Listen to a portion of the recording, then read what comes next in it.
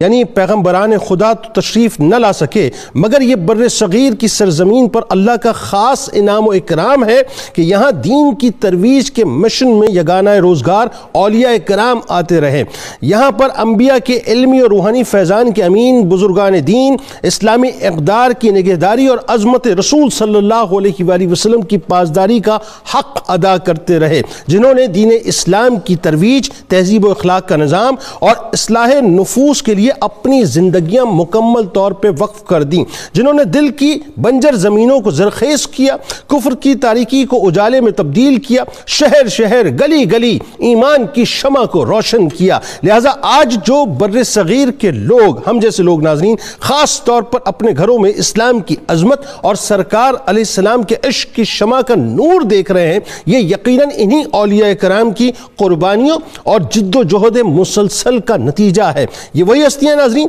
جنہوں نے بتلایا کہ پوری کائنات انسان کی خدمت پر معمور ہے، لیکن انسان کو اللہ تعالیٰ کی عبادت پر معمور کیا گیا ہے۔ لہٰذا آج ایک ایسی ہی بلند پایہ ہستی سلسلہ چشت کے مہکتے پھول، جن کی مہک نے تعفن زدہ معاشرے کو اسلام کی خوشبو سے مہکایا، شمس الاولیاء، بدر الاتقیاء، آئینہ جمال و جلال حقانی، قطب وقت، بابا فرید الدین مسعود گنج شکر رحمت اللہ علیہ کے آفتاب، حضرت علاء الدین صابر کلیر رحمت اللہ علیہ کے مہتاب، حضرت شمس الدین ترک پانی پتی رحمت اللہ علیہ کے ناظرین بارگاہ میں مل کے چلتے ہیں۔ یعنی جو صوفی باصفا اور کاملان اولیاء میں سے ہیں، جو پیدا تو ترکستان میں ہوئے، مگر یہ قدرت کا انتخاب اور اس کا انتظام و انصرام ہے کہ آپ رحمت اللہ علیہ کو تصوف کی خاص بھٹی سے گزار کر اولیاء کرام کے درمیان کندن بنا کر پانی پت کی سرزمین پر بھیجا گیا، ایک خاص مشن، ایک خاص مقصد کے لیے بھیجا گیا،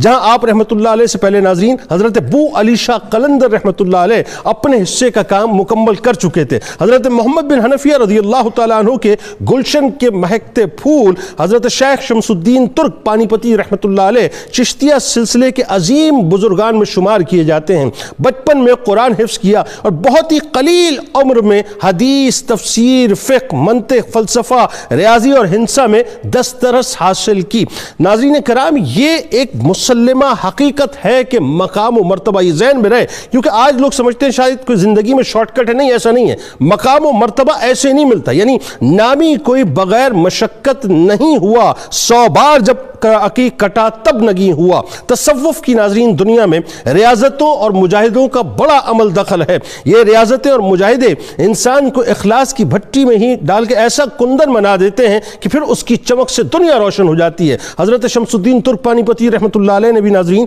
اپنی منزل مقصود کو پانے کے لیے طویل مجاہدے کیے۔ حضرت شمس الدین ترک پانی پتی رحمت اللہ علیہ فنا فی الشیخ کی اعلیٰ منزل پر فائز تھے۔ خدمت گزاری کی وجہ سے مخدوم صابر کلیری رحمت اللہ علیہ آپ کو اپنا بیٹا کہہ کر پکارا کرتے تھے۔ آپ 15 سال تک مخدوم صابر کلیر پاک رحمت اللہ علیہ کے غسل، ان کے وضو، کھانے پینے اور لکڑیاں لانے پر خدمت میں یعنی مکمل طور پہ مامور تھے۔ اسی لیے صابر پاک رحمت اللہ علیہ نے فرمایا تھا کہ ہمارا شمس اولیاء میں سورج کی طرح ہے۔ سلطان غیاث الدین بلبن کو ناظرین فتح بھی آپ رحمت اللہ علیہ کے وجود کی برکت اور دعا سے نصیب ہوئی۔ آپ صاحب عظمت اور اتنے بلند پایا ولی تھے ناظرین کہ آپ کا باطن اور آپ کا ظاہر ایک تھا۔ عالم یہ تھا کہ جو کچھ بھی آپ زبان سے فرما دیا کرتے تھے، یعنی جس کے لیے بھی آپ دست دعا کو بلند کر دیا کرتے تھے، اللہ تبارک و تعالیٰ آپ کی بات کو رد نہ کیا کرتا تھا۔ ذہن میں رہے ناظرین کہ ترکستان کی زمین سے آپ ڈپیوٹ کیے گئے